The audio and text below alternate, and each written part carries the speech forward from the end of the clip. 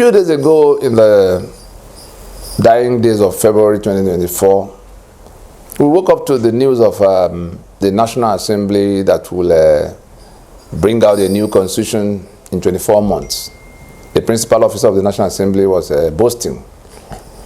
And when we began to look at how they said they were going to do it, immediately it came to our mind that in December of 2023, Olisa Abakoba, addressing the colloquium event of Gosul Akpabio in Abuja with Tinubu, their head boy present,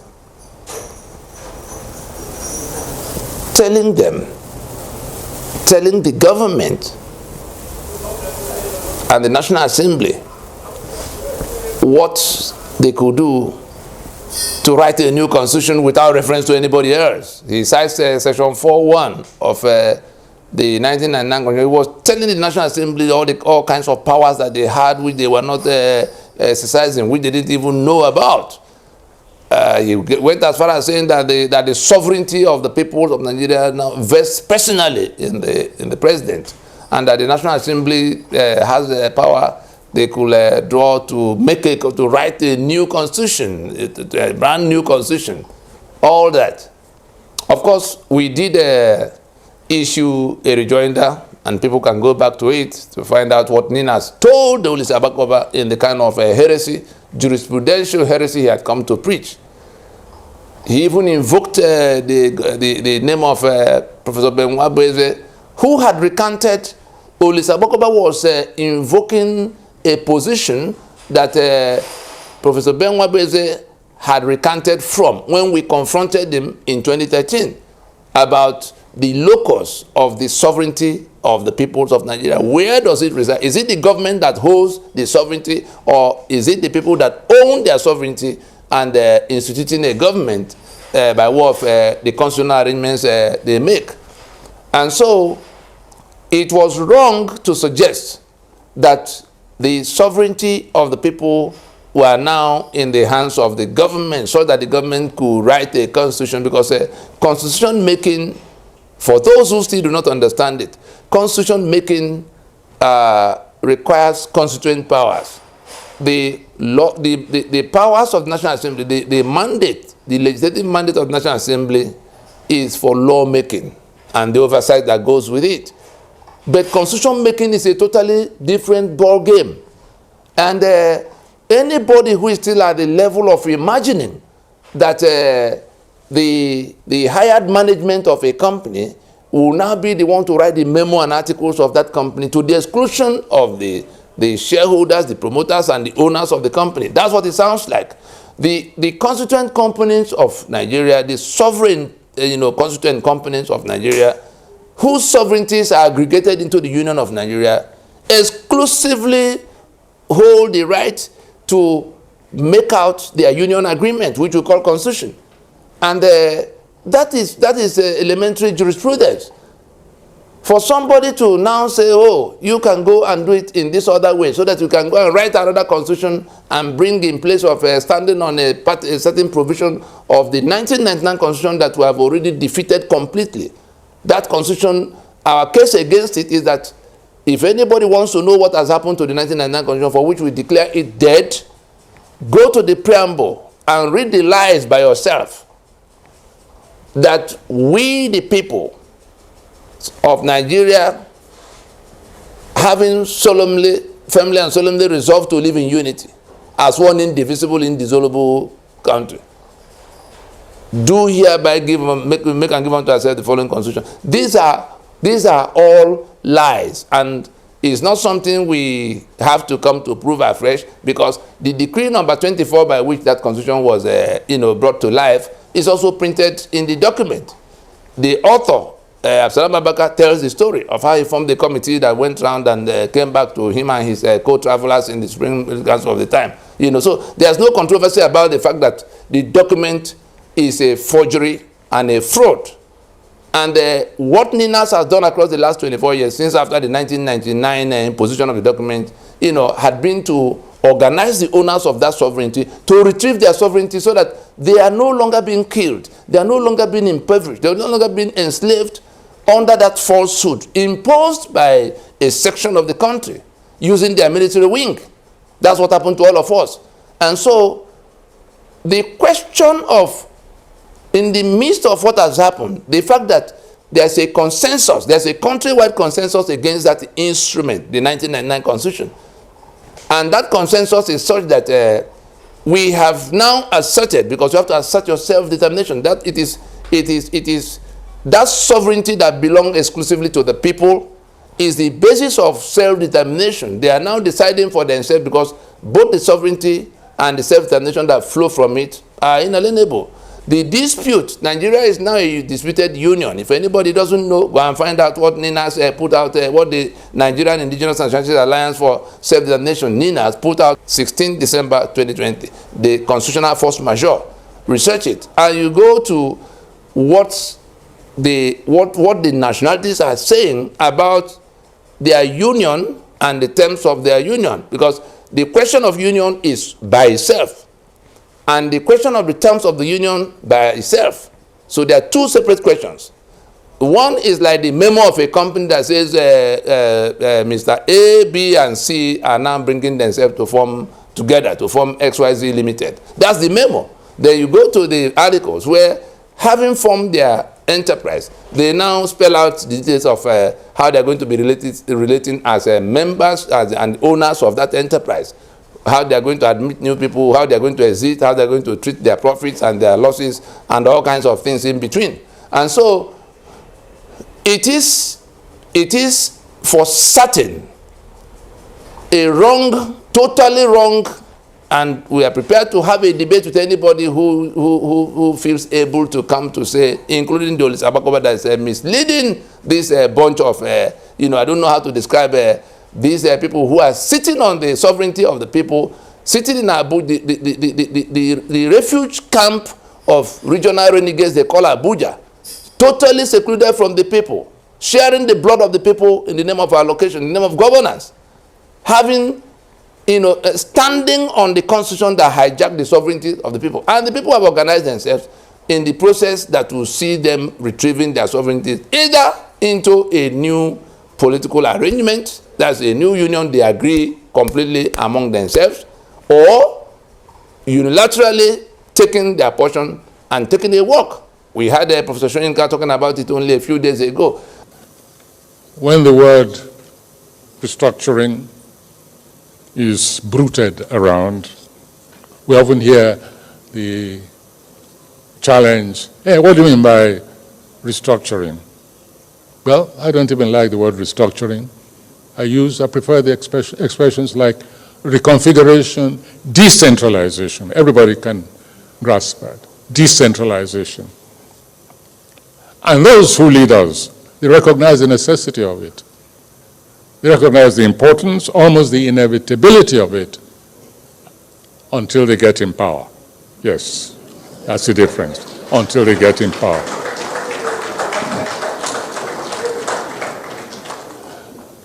Deconstruction, reconfiguration, decentralization, all this is necessary in order to maximize development.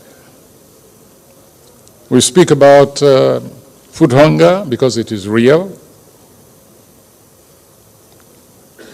but palliatives are temporary stopgap policies. They do not reach to the heart of the problem, which is one of decentralized development as massively as possible. Professor Shoyinka did identify, even not being a lawyer, he had been involved in this process sufficiently from the days of Nadeko when he was operating as Nalicon. He became co-convener in the Pronaco that began to organize the people for how they were going to rework their union. He was a co-plaintiff with Nooro and Ojukwu in the suit that went to court to say that the 2007 and 2009 that went to court to establish the the false basis to challenge the legitimacy of this, the fraud you see in my hand.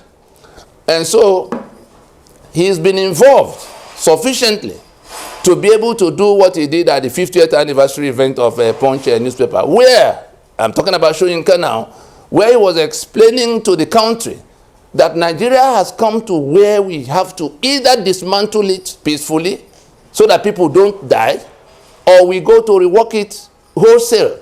That reworking, he says, instead of talking about restructuring that nobody seems to know how to describe, that it is a reconfiguration of the union, a wholesale reconfiguration of the union, which starts with the dismantling of the bad arrangement that is not working. We have all seen it's not working.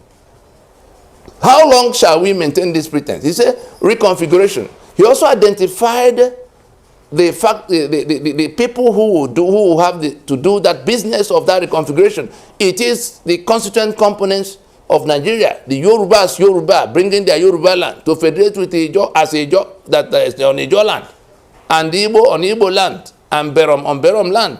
These are the peoples of Nigeria, not any group of people you meet in Oshodi marketplace or the market.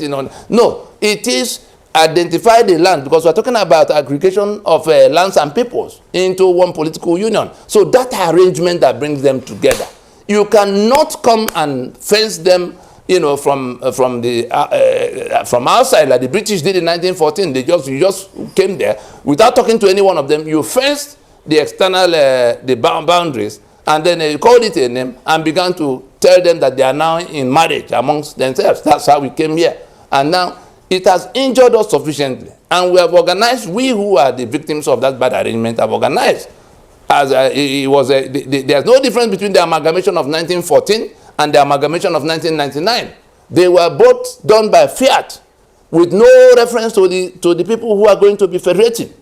And so, unfortunately for the authors of this fraud, they put our signature as the authorization for this abomination, and that is what we are pulling back. And as Professor Soyinka did point out in his lecture at Punch event, that there's this, like demonic fear of, paralyzing fear that this Nigeria will break up. It is in refusing to go to discuss the union and the terms of the union that you are now providing a guarantee that the union will break up. What we are doing, what NINAS is doing, is the last opportunity. Those who want to have a union will have to get to that. Otherwise, right now, we have no union. The instrument that brought the union, that is keeping the union right now, has been defeated. It's dead. The National Assembly has acknowledged it by going to search for a new constitution, which they have no power to make. And so, let us be clear-minded that the only thing that can happen, like we saw in the case of Yugoslavia, they refused to discuss. It went up in smoke. Today we have Croatia and the other countries that came out from it, Macedonia, 6 countries. But we saw the festival of blood that preceded, because they refused to discuss. But we look also at the old Soviet Union. It came to where they just went back to their natural fault lines, and we have 16 countries or so, 15. We don't know what will happen to Crimea eventually, So it is in that sense that we once more invite everybody to take this opportunity of come down from our high horses. All of those who think they can keep Nigeria by brigandage. We come down from our high horses, get into a transition as quickly as we can, and go discuss those 2 questions. If we don't, by that act of refusing to, we're only saying farewell to the failed Lugadian experiment of 1914.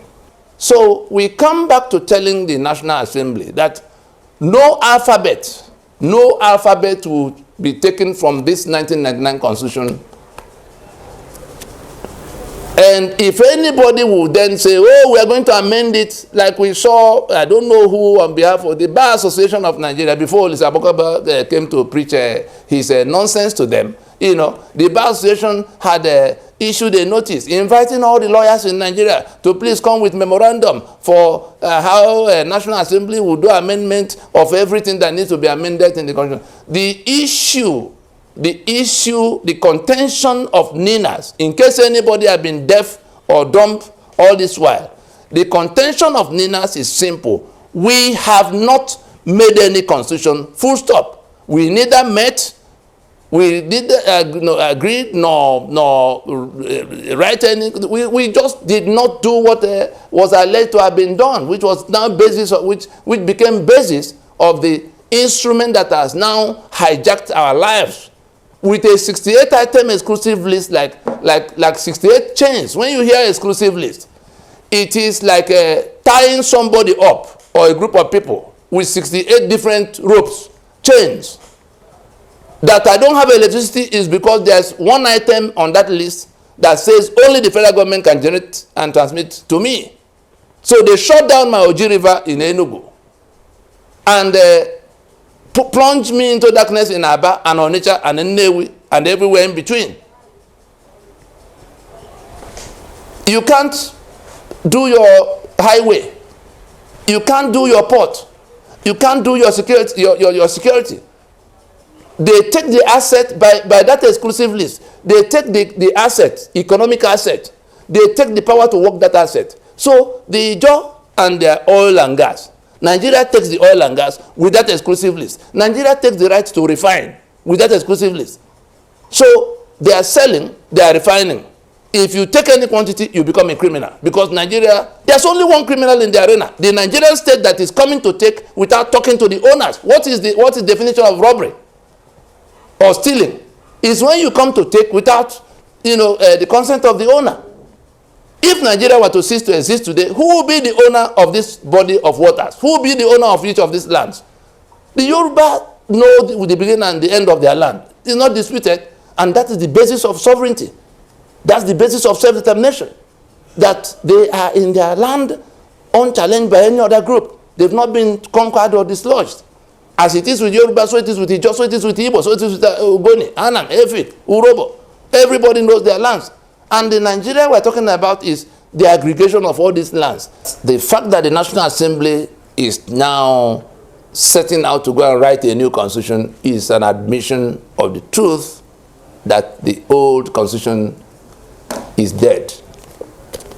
And what that means is that right now, the business to discuss is whether the constituent components of the defunct Federation of Nigeria, because the union anchored on that constitution is out of the way. But there are still the Yoruba, there are still the Ijaw, there are still the Igbo, there are still the Ogoni, clustered around here. There are still people in Abuja sharing beer and wine in the name of governing Nigeria and presiding over Nigeria and legislating for Nigeria.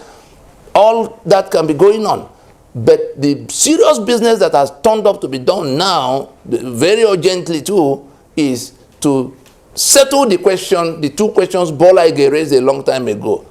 Do we still want to federate? That's the peoples of Nigeria, not anybody else. And if yes, on what terms? Those are the two things that have to be settled before any other business.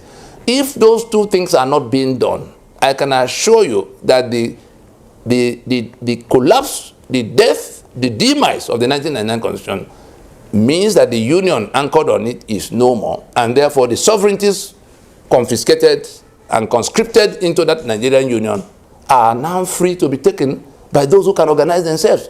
Their sovereignty is inalienable. Their right to determine for themselves how they live in their space is inalienable. Combine the two and juxtapose with your dead instrument. The union, the agreement to unionize is what we call the Constitution. And we knew what we agreed upon. We agreed to be a federation. And we are no longer a federation. We agreed to be a secular state. We are no longer a secular state. Because some people imposed Sharia. Because some people, fractured that federation into what it has become, a unitary state. The other day we saw Gowon going about talking about how beautiful things have become. But he's not looking at what is happening on the plateau. That people are being slaughtered in the manner they are being slaughtered. Why is this so? He was part of how he was at the center of, he was the one that fractured the 4 regions on the 27th of May in 1967. It was on that day, by decree number 14 of 1966, that Lieutenant Colonel Yakubu Gowon, who is still loafing around praying for Nigeria that is a criminal enterprise, praying for Nigeria that feeds on the blood of its own citizens, that it shall be well with Nigeria. That's what he's doing, 50, 60 years after the evil they created in place of the Nigeria that should have worked for everybody.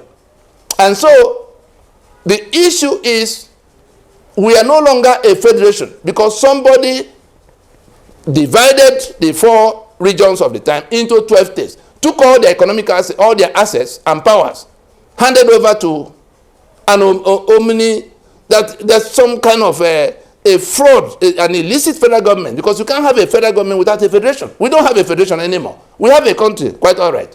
It is that country that is the unitary, that's become the monster that is killing people in the Middle Belt, confiscating people's assets in Lagos and Port Harcourt, making life impossible for the ones in Aba and Onitsha. Because without electricity, where do you go? Without road. I saw some people rejoicing about geometric, and then some loafers again come from somewhere to say, oh, Southeast Development Commission. What kind of lunatics are we talking about like this? The same madmen who did not find the presence of mind to implement the reconstruction and rehabilitation and reconciliation of 1970 are now going to develop the dotting circle they created east of the Niger, the one they call Southeast. It takes being mad, it takes being out of your sense to think that you use this constitution to confiscate the sovereignty and the assets of people. Then you sit in Abuja and set up Southeast Economic, Southeast Development Commission. Has Niger Delta become El Dorado since you created Niger Delta Development Commission? That the East should now begin to rejoice. And characters like Enyinna Baribe and his co-travelers from that part were thinking that was the better thing to do. We insist that our sovereignty cannot be subjugated to anything that does not take off from our own consent.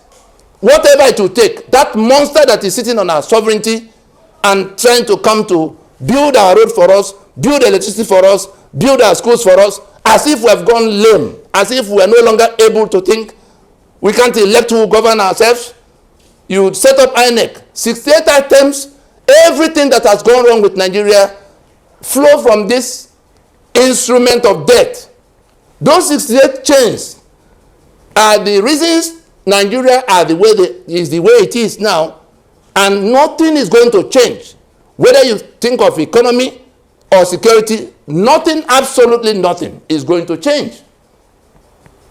The only thing that is guaranteed, for every day we keep this instrument, the only thing that is guaranteed is that the union will go up in smoke. And I tell you, whatever it will take to bring down that stupid union, defined by this constitution, is what those who understand, who want life in place of death that Nigeria is dispensing, those who want freedom in place of the bondage that they've been locked into by a bunch of determined criminals who have now captured the state at the same time that Fulani is flowing into this place to try to take it for themselves. Let us get sensible for once. Let us listen now while we can. If anybody is stupid enough to think that this constitution will be basis of union for any length of time going into the future from now, I'm sorry for that person. Very sorry for that person. National Assembly, you are committing treason against the rest of us. You were sent to go to make laws under the constitution that we have made. We have not made any constitution. That's our contention across the last 24 years. The proof is there in the document. So if you choose to stand with the enemy, to say on this constitution you stand forever, you are pitching yourself on a head-on collision with the people you claim to represent. And God save you the day they are going to wake up to that realization that you are the one behind their torment, not anybody from afar. Because it is because you all gather in Abuja, validating this instrument, swearing to defend and uphold it, including the ones that are their local agents across the state, the governors and the senators and the house members. All of you are together. Anybody who can swear to defend and uphold this constitution is the very enemy the people are looking for at this time. They are hungry now. They are breaking into warehouses. They are going to have, they will go beyond those warehouses if you don't come down from your high horse for us to go and find a meaningful solution to this problem. NINAS has placed a comprehensive plan, a well thought out process involving the peoples of Nigeria across these 24 years that have been taken to the international circuit for stakeholders to get to know. The only people who are not paying attention are the ones who sit in Abuja pointing guns at everybody else. The National Assembly hear it and hear it very clearly. Nothing built on this constitution will stand, no matter what you do. And if it is the stupidity that Oris Abokaba sold to you in December of 2023 that you are relying on, then the mediocrity that govern your affairs in Abuja has come to life, that you do not know that it is not in your place to make constitution. And you forgot that as recent as 2021-22, there was an attempt to amend constitution and NINAS challenged it. NINAS was able to countermand it by telling the states not to discuss resolution about, what do they call it, concurrence. And the National Assembly announced that the amendment has failed and that the National Assembly, in any event, does not have the power to make constitution. That people who are demanding a new constitutional arrangement, it's not about going to write another constitution. It's about first dismantling what is not working. Second, getting the owners of this, identify the people who federate. They are the ones who have to agree among themselves. They have to renegotiate. Our union has failed. They have to renegotiate it. There's no other way to go. The only other thing that can happen if no meeting is called soon enough is that unilateral actions are going to follow. Nobody's going to submit himself to be killed to the last in the manner that Nigeria is coming upon them. You remove everything that can make a people survive. You share their blood right in their presence, and you tell them that it had to remain so, even when they have remained peaceful in their pain, working out how to resolve it, non-violently. You are sucking their blood. You are inviting them to rescue themselves from you. That's what you are doing. And so, let nobody be in any doubt of any nature. I speak on behalf of the Vanguard group for how these things can be done peacefully. We have the body of knowledge for how it can be done. We have the framework that has been connected with the various owners of the territories you call Nigeria. If you think you have become stronger than all of us and you have become the owner of our sovereignties, we leave you to your devices. We stop here. 30 minutes.